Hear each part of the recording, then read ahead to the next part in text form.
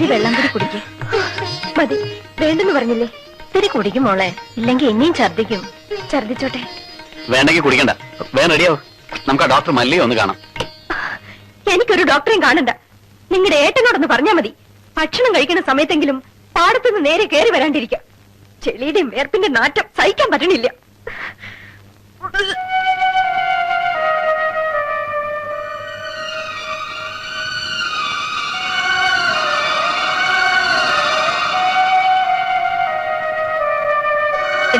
എന്റെ ഭർത്താവിന് ചെളിയുടെയും വേർപ്പിന്റെ നാറ്റമുണ്ട്. ഈ നിൽക്കുന്നുണ്ടല്ലോ നിന്റെ ഭർത്താവ്, ആ ചെളിയുടെ വേർപ്പിന്റെ വിലയാ. ഞാനത് സഹിച്ചോളുന്നുണ്ടോ? എന്നാലും അങ്ങനെ പറഞ്ഞല്ലോ നീ. വേറൊന്നുമല്ല പറഞ്ഞത്. വേർപ്പും ചെളിയും കൈ വൃത്തിയാക്കി വരണമെന്നേ ഞാൻ മീൻ ചെയ്തുള്ളൂ. എന്നാലും അത് ഇൻസൾട്ടായി. എന്റെ ഏട്ടാ, ആ വേർപ്പിന്റെയും ചെളിയുടെയും മണം നമ്മുടെ മണോ? ഈ വീടിന്റെ മണോ? എന്നിട്ടും കേട്ട് നിൽക്കണ്ടല്ലോ. സുധേ, ശോഭ മീൻ ചെയ്തത് എന്ത് മീൻ ചെയ്താലും ഏട്ടന്റെ സ്ഥാനത്ത് ഞാനാണെങ്കിൽ മുഖത്തടിച്ചേനെ. ആരായാലും നിനക്കെന്നെ അടിക്കണോ അല്ലേടി? എന്റെ മനസ്സിൽ നിങ്ങൾ ഞാൻ 1000 വട്ടം അടിച്ചു കഴിഞ്ഞു. മിണ്ടാതെ പോടി അവിടുന്ന്. അവള് പ്രസവിക്കണം. വേണ്ട, അവള് പറയട്ടെ, ഞാനിത് കേൾക്കണം. തോന്നിയ ദിവസം പറഞ്ഞാലുണ്ടല്ലോ, ശോഭയ്ക്ക് ഒരു വാക്ക് പഴച്ചു. അതിന് എല്ലാവരും കൂടെ അവളിട്ട് മറക്കണോ? നിന്റെ കല്യാണം നടക്കണമെങ്കിലേ ഈ ശോഭ തന്നെ കനിയണം. അതറിയാമോ നിനക്ക്? അറിയാം. എന്നിട്ടാ നീ അവളുടെ നേരെ കിടന്ന് ചാടുന്നത്? അവളുടെ കാശ് വേണം എല്ലാവർക്കും. അവള് ചീത്ത എന്ന് വെച്ച് എന്റെ വല്യേട്ടനെ വേദനിപ്പിച്ചാലുണ്ടല്ലോ, ഞാനത് സഹിക്കില്ല. എനിക്ക് ആരുടെ കനിവ് വേണ്ട. ലാളിച്ച് അഹങ്കാരം കണ്ടോ? അത് പോട്ടെ, ശോഭ വിഷമിക്കണ്ട. ഞാനെന്തിനാ വിഷമിക്കണേ? അത്ര വലിയ തെറ്റൊന്നും ഞാൻ പറഞ്ഞിട്ടില്ല, ചെലിക്കില്ല.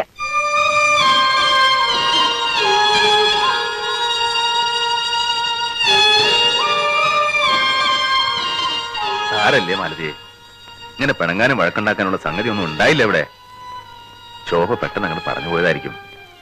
അതൊന്നും സാരല്ല. ഞാനാണെ വിശപ്പുകൊണ്ട് നേരെ അങ്ങോട്ട് വന്ന് കേറുകയും ചെയ്തു. എനിക്കിത് സഹിക്കാൻ വയ്യ. പിന്നെ ഈ സമയത്ത് മൂക്കിന് മണം കൂടും, വായിക്ക് രുചി കൂടും, ചുണ്ടി കൂടും. ശ്രീകുട്ടിയെ ഗർഭണ്ടായ കാലത്ത് നീ എന്തൊക്കെ ചുണ്ടിത്തരങ്ങളാ കാട്ടിക്കൂട്ടിയെ. അന്ന് നിന്റെ മണം പിടിക്കില്ല എന്ന് പറഞ്ഞ് എന്നെ കൊണ്ട് ചന്ദനത്തേലും പൂച്ചോളാ നീയെ. അന്ന് എനിക്ക് ഇവർക്ക് ഗർഭമൊന്നുമില്ല. അഹങ്കാര. ഇനി ഇവിടെ ജീവിക്കാൻ എനിക്ക് വയ്യ. നമുക്ക് എങ്ങനെങ്കിലും മാറാം. ഒരു കൊച്ചു വീട് മതി. എന്താ മാലതി ഈ പറയണേ? പിന്നെ ഇവിടത്തെ കാര്യങ്ങൾക്ക് ആര് നോക്കും? ആര് നോക്കിയാലും കൊള്ളാം. ഓരോരുത്തർ അവകാശം പറഞ്ഞ് നിൽക്കുന്നുണ്ടല്ലോ, വായിച്ചു കൊടുക്ക്.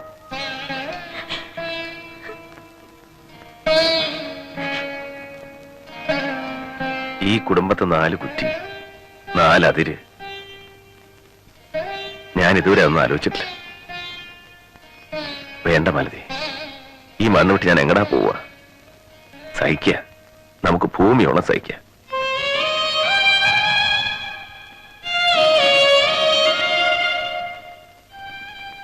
സുധയുടെ കല്യാണങ്ങളൊന്ന് കഴിഞ്ഞു കിട്ടിയാൽ മതി. പിന്നെ നമുക്കിവിടെ ഒരു മുറി മതി. നമുക്ക് ഒതുങ്ങിക്കൂടിയാ പോരെ? എന്റെ മുഖത്തടിച്ച പോലെ തന്നെയാ അത്. അവളുടെ കല്യാണം നടന്നാലും കൊള്ളാം, നടന്നില്ലെങ്കിലും കൊള്ളാം. ഇനി എനിക്ക് അവളായിട്ട് ഒരു ബന്ധമില്ല.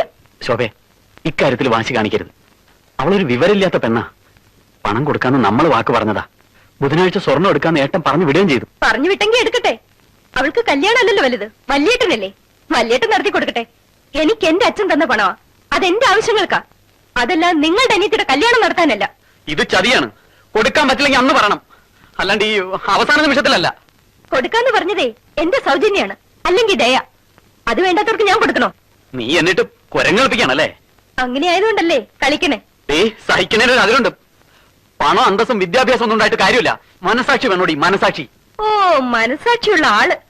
മോഹിച്ച പെണ്ണിന് പുറംകാലം കൊണ്ട് തട്ടിയിട്ട് എന്റെ അച്ഛന്റെ പണവും അന്തസ്സും കണ്ട് വാലാട്ടി നിന്നത് മനസാക്ഷിയുള്ളതുകൊണ്ടാണല്ലോ. ഒരു കാര്യം മനസ്സിലാക്കണം, അഡ്വക്കേറ്റ് വിജയകുമാരൻ നായർ ഒരു റെയർ സ്പീഷീസ് ഒന്നുമല്ല. എനിക്ക് നിങ്ങളോടൊപ്പം ജീവിക്കാൻ ഇഷ്ടമല്ല എന്ന് പറഞ്ഞ മറ്റൊരു വിജയകുമാരൻ നായരെ കണ്ടെത്താൻ എന്റെ അച്ഛന് ഒരു ബുദ്ധിമുട്ടും ഇല്ല. പക്ഷേ അഡ്വക്കേറ്റ് വിജയകുമാരൻ നായർക്ക് ഒരു രാമൻകുട്ടി മേനോന്റെ മകളെ കിട്ടിയത് ഭാഗ്യാണ്, ലോട്ടറി. അതെപ്പോഴും കിട്ടില്ല. ഞാൻ എന്ത് ചെയ്യും ശോഭേ? ഏട്ടനോട് ഞാൻ എന്ത് പറയും? വിഷമിക്കേണ്ട കാര്യമൊന്നുമില്ല. മനസ്സിലാക്കാൻ വേണ്ടി പറഞ്ഞേ ഉള്ളൂ. നിങ്ങളോട് എനിക്ക് ഇഷ്ടം തന്നെയാണ്. നിങ്ങളുടെ വില ഞാൻ കളയില്ല. എന്നോട് പറഞ്ഞതിന് എല്ലാവരും എന്റെ മുന്നിൽ വരണം.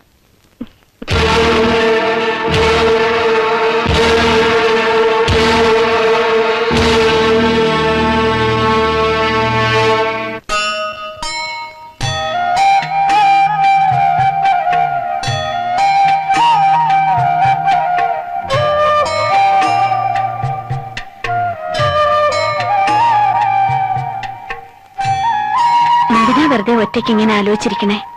ഇന്ന് രാമായണം പോലും വായിച്ചില്ല. ഞാൻ ചോറ് വിളമ്പട്ടെ? ഇന്ന് ഉച്ചയ്ക്ക് ഒന്നും കഴിച്ചില്ലല്ലോ. പിന്നെ മതി, എല്ലാരും കഴിയട്ടെ. ഇനി അതാ ഇവിടുത്തെ പതിവ്. എല്ലാവരുടെയും കഴിഞ്ഞിട്ട് നമുക്ക് ഒരു കുഴപ്പമില്ലല്ലോ.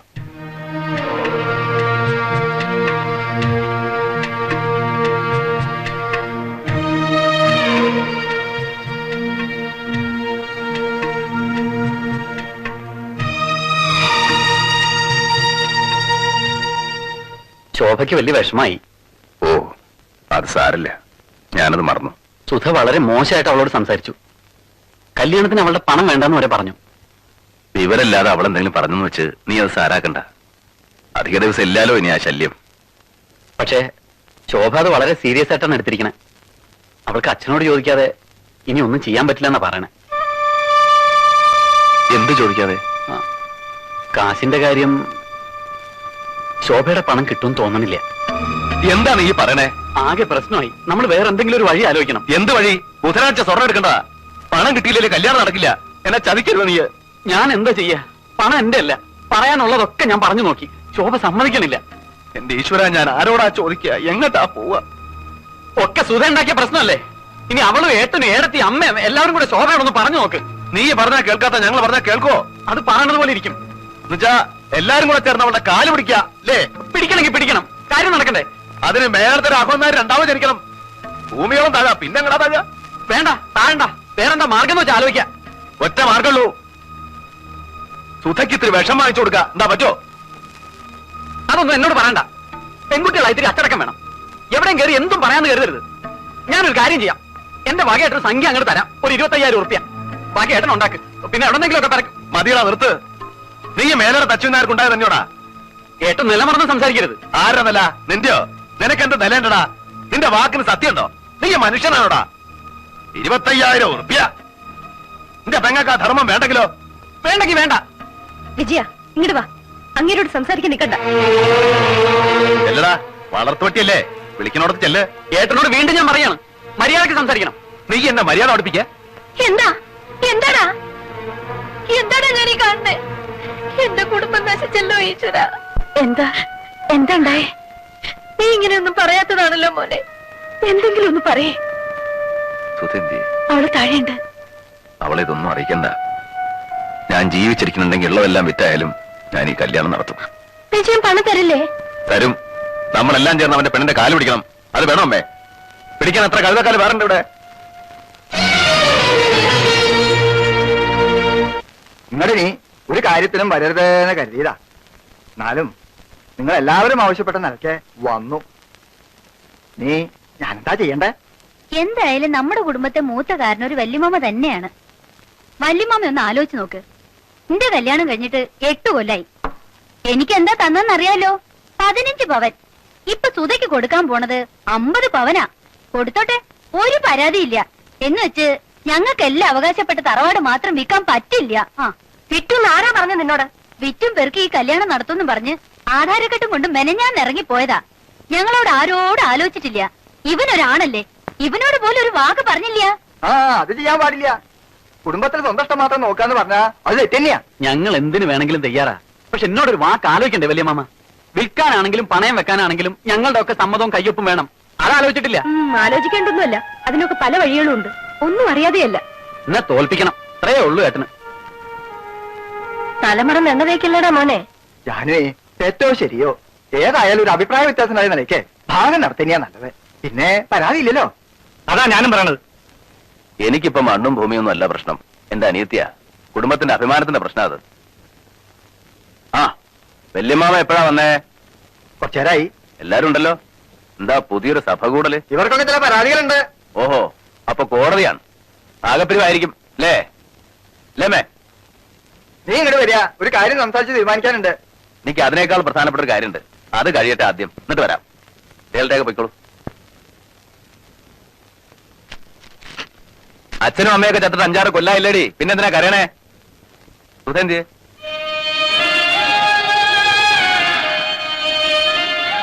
ഇവളുടെ മുഖം എന്താ വല്ലാണ്ടിരിക്കണേ? അവള് കരച്ചില് തന്നെയാ. കുടുംബത്ത് കലഹം ഉണ്ടാക്കിയിട്ട് ഈ കല്യാണം നടത്തണ്ടെന്നാ പറയണേ. ഒറ്റ വീക്കിയാൻ വെക്കും. കുടുംബത്തെ കാര്യമൊന്നും നീ നോക്കണ്ട. നീ നിന്റെ കുടുംബം ഉണ്ടാവുമ്പോ നോക്കിയാ മതി. വല്യേട്ടനെ എല്ലാരും ഒറ്റപ്പെടുത്തും. വല്യേട്ടനെ എല്ലാവർക്കും ഒറ്റപ്പെടുത്താം. പക്ഷെ വല്യേട്ടൻ ഒറ്റപ്പെടാൻ വയ്യല്ലോ. അതല്ലേ വല്യേട്ടന്റെ കുരുക്ക്. ദാ, എല്ലാം ഉണ്ട്. പക്ഷെ 50 പവനില്ല. എന്ന് വെച്ച് കല്യാണം നടക്കാണ്ടിരിക്കാൻ പോണില്ല. നിനക്ക് അത്യാവശ്യമുള്ള പൊന്നുണ്ട്. ബാക്കി പൊന്നിന്റെ സമാധാനം ഏട്ടൻ ചെയ്തു. ദാ പോരെ.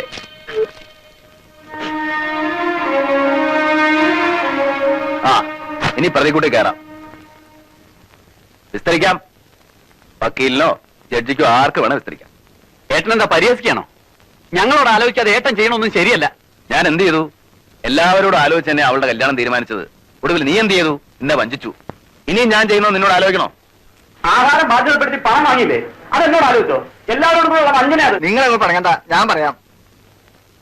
എല്ലാവർക്കും ഭാഗം പിരിയണമെന്നുണ്ട്. അത് നടത്തി കൊടുക്കണം. ഇനി ആഹാരം ബാധ്യതപ്പെടുത്തിയിട്ടുണ്ടെങ്കിൽ അത് നീ ഏൽക്കുകയും വേണം.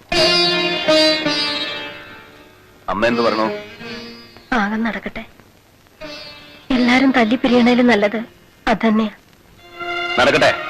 വല്യമ്മാവ തന്നെ ഒന്ന് നടത്തി കൊടുക്കുക. എനിക്കിത് കാണാൻ വയ്യ. നടക്കട്ടെ. പിന്നെ നിങ്ങൾ ആരെയും ഞാൻ ബാധ്യതപ്പെടുത്തിയിട്ടില്ല. ഈ സ്വത്തിൽ എനിക്കും എന്റെ മക്കൾക്കുള്ള അവകാശം സുധയെ കെട്ടാൻ പോകുന്ന രാധാകൃഷ്ണൻ എഴുതി കൊടുത്തു. അല്ലാതെ നിങ്ങളാരെയും ഞാൻ വഞ്ചിച്ചിട്ടില്ല. അത് പറയുമ്പോ ഇവർ എന്നോട് പറഞ്ഞ ചില കാര്യങ്ങൾ കൂടി പറയേണ്ടി വരും. 10-20 കൊല്ലായിട്ട് ഈ സ്വത്ത് മുഴുവൻ നീ തന്നെയല്ലേ നോക്കി നടത്തണേ? അതിന്റെ ആദായവും നീ തന്നെയല്ലേ പറ്റണേ? ഒരു കണക്കും ഇതുവരെ ആരും ചോദിച്ചിട്ടില്ലല്ലോ. ആ കണക്ക് എങ്ങനെ വക കൊള്ളിക്കും? ഇവൻ സ്വന്തം കാര്യം നോക്കാനല്ലല്ലോ, കുടുംബം നോക്കിയില്ലേ? എല്ലാരും വളർത്തി ഒരു നിലയിൽ എത്തിച്ചില്ലേ? അതൊക്കെ പറയുമ്പോ പറയാന്നല്ലാതെ കൃത്യമായിട്ടൊരു കണക്കുമില്ലല്ലോ. ഇല്ലമ്മേ, ഇല്ല. എന്റെ ഒരു കണക്കില്ല. എന്റെ അധ്വാനത്തിന് കണക്കില്ല. എന്റെ ജീവിതത്തിന് കണക്കില്ല. എല്ലാം നിങ്ങളുടെ ഇഷ്ടം. പക്ഷേ എന്റെ മക്കളെ ഞാൻ തന്ന സ്നേഹത്തിന് കണക്കുണ്ട്. എന്റെ അല്ല, ഈശ്വരന്റെ കയ്യിൽ. ആ കണക്കറിയാൻ നിങ്ങളുടെ പഠിപ്പ് പോരാ. പോരാ.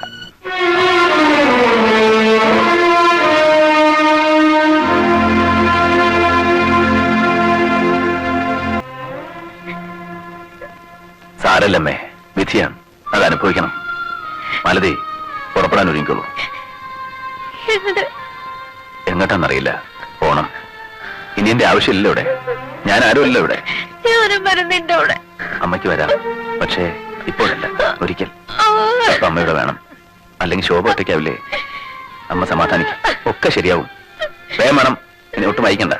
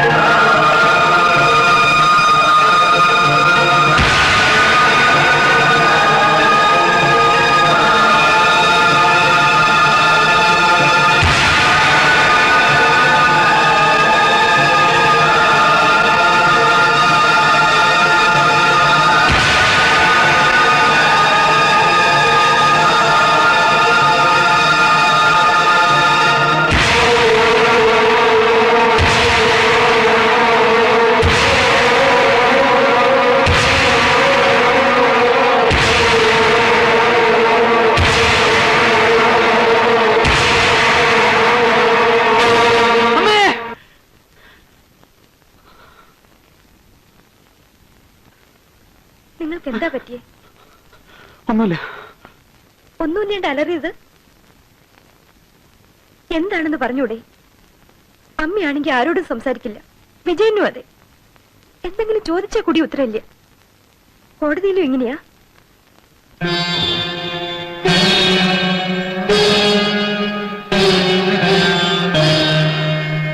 എനിക്ക് സ്വസ്ഥതയില്ല.